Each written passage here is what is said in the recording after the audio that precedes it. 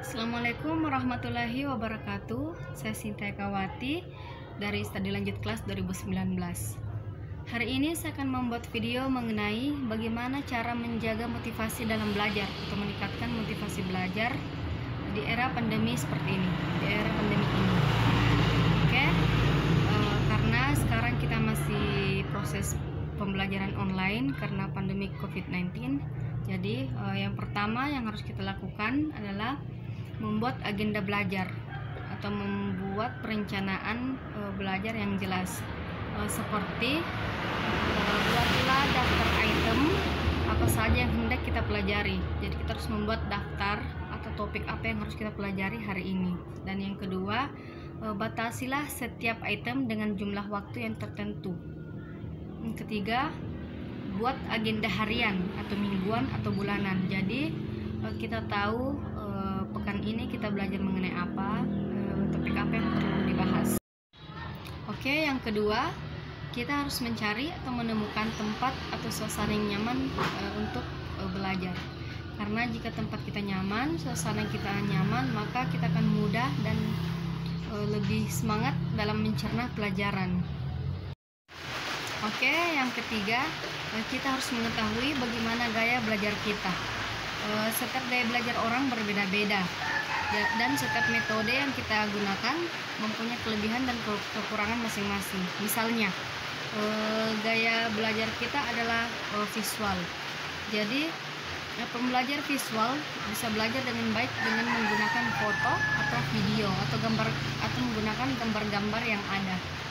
Karena dengan misalnya dengan cara tersebut itu akan membuat kita lebih mudah untuk memahami atau mencerna pelajaran tersebut. Oke, yang keempat, hindari gangguan selama belajar. Karena untuk menciptakan suasana yang baik dalam belajar, kita harus menghindari gangguan sebisa mungkin agar fokus kita tetap terjaga. Misalnya kita harus menghindari untuk menggunakan gadget, membuka sosial media, atau menonton TV. Oke, yang kelima, kita harus senangi apa yang kita pelajari. Senangilah apa yang kita pelajari. Nah, ini poin yang sangat penting karena terkadang kita tidak menyukai atau tidak menyenangi salah satu pelajaran yang kita pelajari.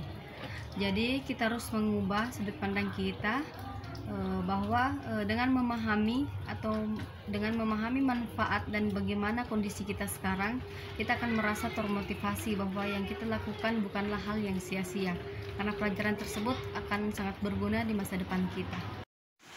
Oke, yang keenam, gunakanlah fasilitas pendukung atau benda yang dapat membuat rasa semangat belajar kita bangkit, agar kita tetap termotivasi dalam belajar.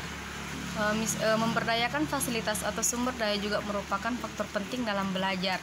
Misalnya kita menggunakan tab atau laptop dalam belajar, atau menggunakan gambar-gambar yang unik untuk belajar. Yang terakhir, istirahat. Ini poin yang sangat penting juga. Istirahat juga merupakan faktor penting dalam meningkatkan atau menjaga motivasi belajar seseorang. Tidak ada orang yang mampu belajar secara terus-menerus di depan komputer, di meja belajar, atau buku teks tanpa berhenti. Dengan beristirahat yang cukup, kita bisa mendapatkan energi untuk dapat belajar kembali. Sehingga jika kita belajar kembali, kita tidak merasa bosan dan kita tetap termotivasi atau tetap nyaman dalam belajar. Oke, saya rasa cukup video saya, dan apabila terdapat banyak kekurangan mohon dimaafkan. Assalamualaikum warahmatullahi wabarakatuh.